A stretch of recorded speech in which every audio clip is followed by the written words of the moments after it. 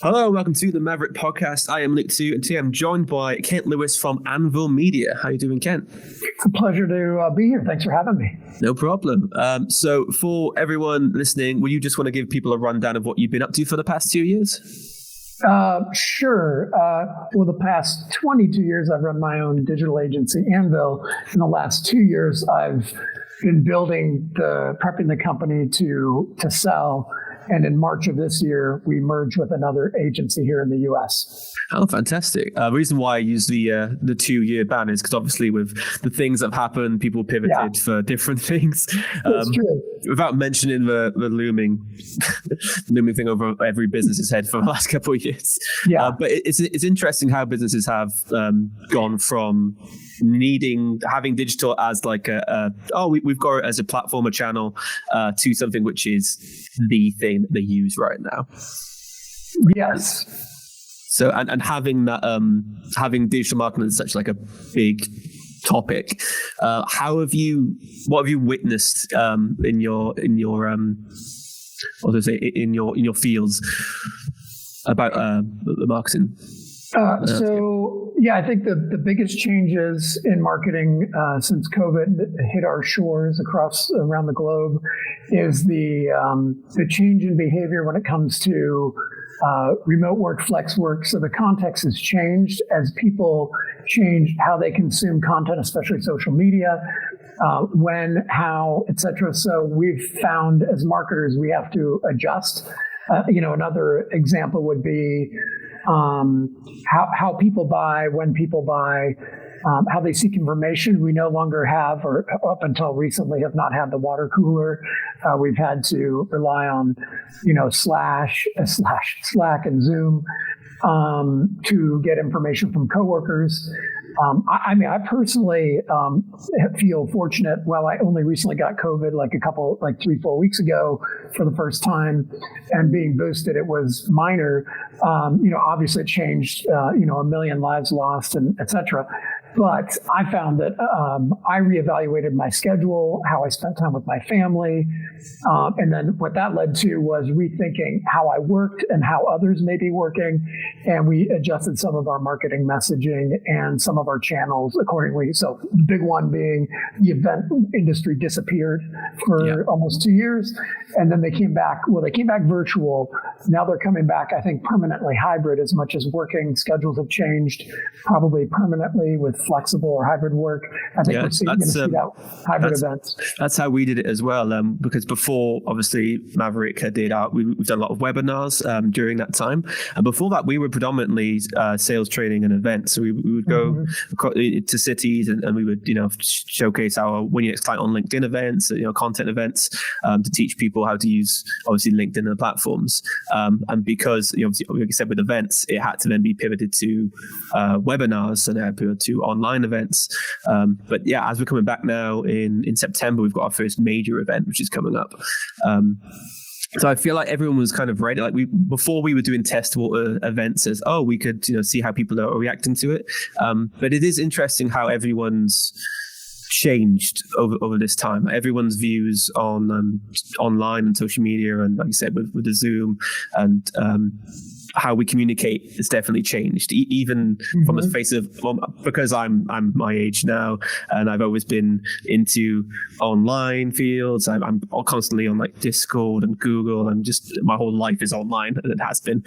For me, it wasn't much of a change, but for a lot of people, it was okay. Now I need to learn all this stuff again. Now I need to go and learn and talk to people on these Google Meets that we've got, our podcasts. The way we approach people has changed completely. The way we need to get people now into our worlds has changed as well. Yes, totally.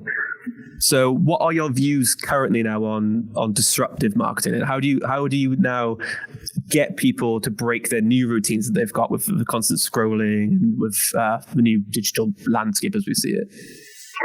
Well, that's a great question in terms of being disruptive in a world that's constantly disrupting itself. If COVID wasn't bad enough, we've got this monkeypox thing that's happening. So we've looked, rather than, you can only fine tune day parting or delivering of a message on existing channels like Google search or social ads. I think we have to look at other channels, and you mentioned an important one. So Discord, Telegram, the gaming platform communities are really important. I'm here in Philadelphia in the States speaking about the metaverse and really sort of bashing it. It's not totally ready, but it is an example of one of the new channels. Now, I was working with a global brand on the metaverse 13, 14 years ago in Second Life, and I thought it was a joke back then, and it's arguably just as much of a joke now. But it won't be in a couple of years. 3 to 5 years, I think we'll see massive adoption and whatever that is. But so have you seen key little potential points in it while you've been doing your research into it? Yeah, absolutely. I think what my research in the metaverse has shown me is that brands are totally underutilizing gaming as a platform for advertising, sponsorship, co-marketing. If you look at what brands have done with Fortnite, it's really clear, or Minecraft, Roblox. That's the metaverse, but people see it as that's where their kids game, or if they're adult gamers, that's where they game. But for brands, it's like, I think that's off limits, so they're not really thinking about it. Instead, they're doing these useless pop-up stores in Decentraland that nobody visits. I'm overstating and downplaying it, but that's the reality, is a bunch of pantsless avatars floating around. So the gaming is where it's happening, and it has been for years.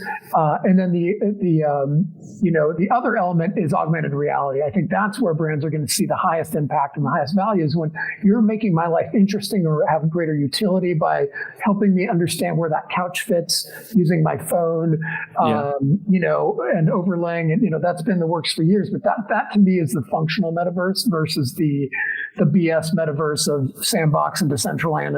And those are just playgrounds for brands with extra money and, good intentions. But I think it's low value right now, low utility.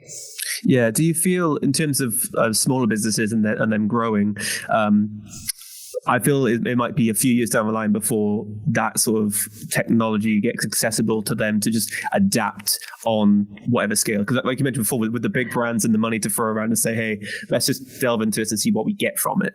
In terms of the smaller brands building up and the small businesses building up, how do you reckon they can get involved in that?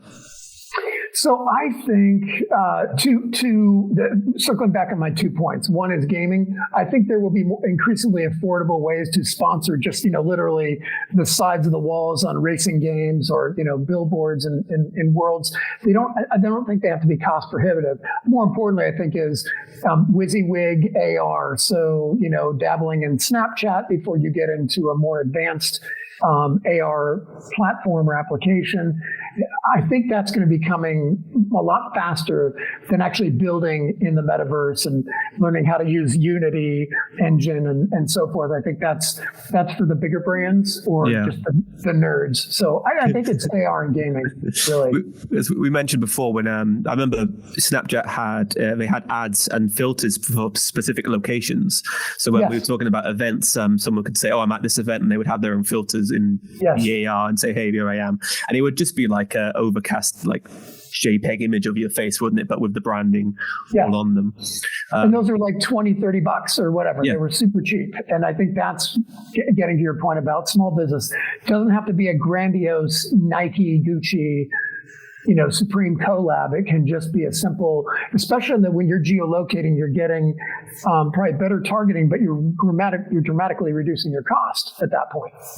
Yeah, it's I think it's like interactive branding is becoming quite important because people talk about remixing content. So a lot of businesses are trying to create. They're not trying to create something which is just shared. They're trying to create something which other people can then share themselves, but adding their own personality to it a lot. I see that all the time with with TikTok and any other forms of YouTube Shorts basically copying TikTok, but you know what I mean. It's it's the remix kind of world that they're trying to create in terms of into the big brands. But bringing this back into what I was about to do, social selling and brands and business to business. How do you feel? I'm just going to play into your wheelhouse of like SEO and advertising. How important is SEO in terms of social media? So I started in SEO in 1996. The internet was in black and white back then. It was really old school, no books, no conferences, no classes. And yet almost nothing has changed with SEO fundamentally. When I teach, I've been an adjunct professor for years. I boil down SEO to the 3 C's: content, code, and credibility. And the content hasn't changed. It's only had to improve, right? More compelling, more multimedia, et cetera. The code has gotten increasingly streamlined, arguably in terms of functionality, but arguably a little more bloated as a sort. But Google's smarter about reading code than it was 10 years ago, 20 years ago. So the big change is social media has impacted the 3rd C, credibility. So the citations and mentions in social have had an increasing impact over the last decade versus just quantity and quality of inbound links. So I, coming from the PR world back in the mid-90s, going into SEO, have always had the credibility factor as my number one expertise. I still don't really know HTML, and I've been a part of dozens of websites being built, produced, whatever you want to say. And then the content side, I've always written or guided content, but it's the credibility factor where PR, my background has been invaluable to understanding, I help a reporter out, 5 to 10 times a week. And as a result, we get about 100 press mentions a year or more. And that helps drive domain authority. So social is the other way to do that. Make your site easily shareable through other people's platforms, send people to your social platforms, post regularly, optimize. So we at Anvil have always looked at social through an SEO lens, about amplification, not just, cutting edge content or purely beautiful photography or unusual video. It's really about, I don't actually care what you're creating. I assume if you know your audience and you know what they want, but our job is to make them increase reach and engagement has been our view. So SEO has been an invaluable background as we look at how to optimize social posts and profiles. Yeah, when we create our own blogs for the website, I was specifically trying to target snippets because I feel like the short form content and having that just answer to a question is an important thing. And then if you bring that into the social sphere, delivering that value to someone who then shares it with the next person, and it builds that authority. Having authority then basically means whatever service you have, wherever you're trying to provide, whatever product, it has that behind it, that backing with it. So credibility is a huge important thing whenever we're creating any of our content. And a lot of it is providing the right kind of content, because a lot of the time I see a lot of brands making the mistake of just posting stuff which doesn't really have the value kind of honed down. It's very much, this is what we do. Do you need this? And as much as people go, we don't do that. We really talk about, the time but what we don't actually talk about is the audience. Do you have much experience with content? Content creation. Do you have experience with value proposition when your content? How do you approach the value selling pieces in your content? So I've long been, having been a speaker, writer, an educator by choice, and an agency guy by needing to pay a mortgage. I've always been of the ilk and educated my clients on the value of thought leadership. In fact, in my role selling Anvil and now DEKSIA, these two agency brands, I try not to have any interaction and advise my clients to do the same. As every interaction should create value. And one way I do that personally is when I reach out to people that are interested in working with us, I don't just say, where are we at? Or are you still alive? And stuff like that. I mean, it can work. I will say, I found this article. I read this article. I thought it would be of great interest to you and be very relevant to your industry, for instance. So I've been doing that since the 90s when I was faxing my clients interesting articles. And so taking that to a client level, it's instead of just sharing speeds and feeds and product updates, and some people want that. I mean, that's in a top 5, value prop is keep me updated on your products and services. But what people really want is to be informed or entertained. So, and if you can do both of those together. So there's a presentation here. I'm at a conference called Digital Summit. They tour the US. And one of the guys presenting this morning was talking about changing how certain brands have gone from gratitude to attitude, particularly Wendy's and some other fast food brands, where they troll their competitors, they troll their own customers. They create a little value, but really they're creating some edge and differentiating. That's all fine. That's great for presentations to inspire people to think differently, but I'm all about creating value. So, the Anvil website has more white papers, cheat sheets, webinars, you name it, articles, blog posts than competitors 10, 100 times our size. And so that's how we do it. And I encourage my clients to do things that are remarkable. I'm a big fan of Seth Godin, and everything he says is gospel to me. So that purple cow, be remarkable. And if you can't just be remarkable because you don't have maybe the balls to go out on a limb, just take your knowledge and share it. And I just think that that certitude of focusing on creating value is exponentially more valuable, because not every brand can be snarky, not every brand, but every brand can be boring. So I think the thought leadership to me is more powerful than being snarky. But if it's on brand, then it can be very powerful. Yeah, it's hard to create that balance between if you want to try and be out there and say stuff, because I see a lot of these people who want to be in that space or who've been a thought leader. They kind of try and be shocking, so they'll say, they'll use swear words in every second sentence and just be like, "You're not doing it right. You need to be like this." And there's a lot of energy behind it, but I feel like people are smarter than that. They can see through when it's literally just I'm just going to shout some noise out, see what I get because I need to put something out there. And there's also goes the wrong way about it, where people think if I don't share the best piece of content ever, then I'm not going to share anything at all. And then you get trapped in the mix between not posting anything and then just posting anything. And you kind of feeling that balance of, well, if I find it valuable, that's a good piece of content. But if I'm scrambling to find content, then I think my strategy is, is something wrong there.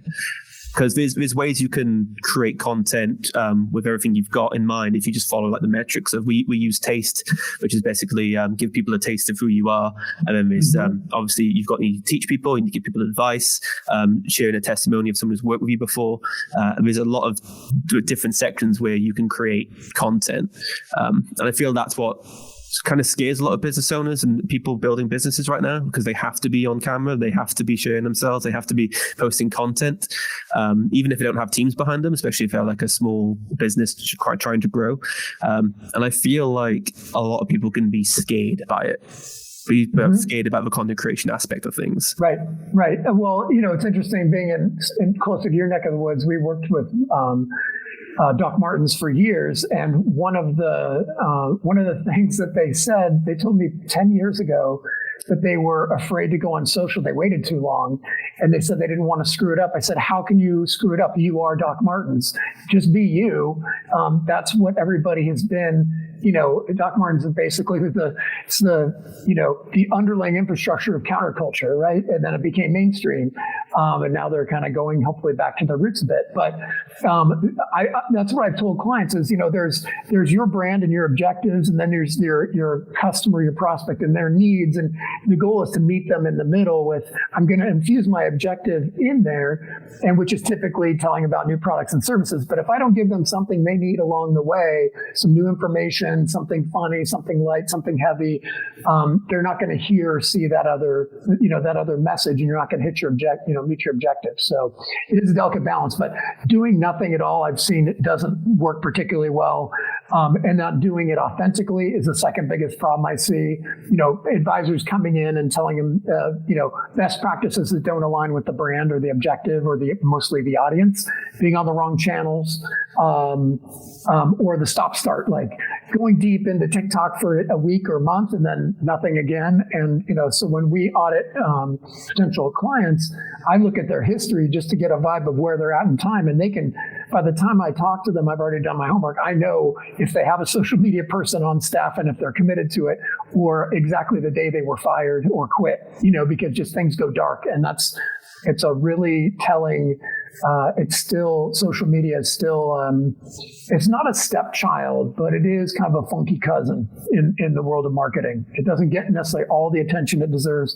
At the same time, I've found being it from a world of search marketing, I will kick anybody's social media ass with search, 99 times out of 100. But without social, I'm not as effective, right? Without advertising and PR, marketing isn't as effective. It all adds up. It's a sum of parts. Yeah, I mean, most businesses will look at, okay, what's been effective, and it's harder to see the effect of social unless they're immediately creating inbound leads from it, if you're immediately getting the engagement from it. Because I mean, a lot of the algorithms you work on, you need to be posting consistently, building an audience. Because if you started today, you wouldn't get an immediate return unless you posted something which was extraordinary, or if it was had like a big name attached to it and it had that push. But from businesses starting from day one, they will need to have a strategy to have a lengthy run up before it starts generating a decent amount of return from them.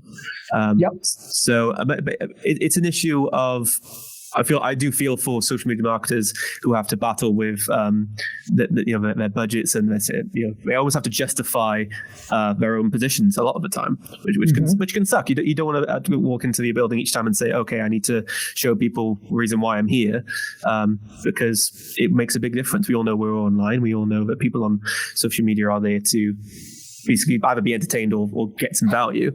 And if you are there constantly, you will then build a following from it and grow from it. I have one last question, which is how important do you think it is for a business to have a story behind it, behind their marketing campaigns, or just their business in general?